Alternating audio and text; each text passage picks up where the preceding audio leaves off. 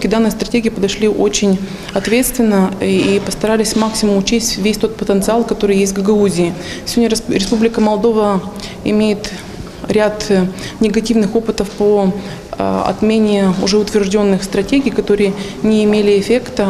Аналогично было и стратегии развития туризма в Молдове, которая была утверждена в связи с тем, что она не работала, и с рядом других стратегий. Поэтому, имея весь этот опыт, и положительный, и отрицательный, мы постарались сделать работу по максимуму эффективной, открытой и объективной, самое главное. То есть каждая стратегия, ее правильность, ее цель зависит от того, в основу какие были положены данные. Поэтому была проведена большая работа по получению этих данных, по исследованию и в социальной сфере, и в экономической сфере. В вопросах были задействованы и экономические агенты, и обычные физические лица, граждане, жители.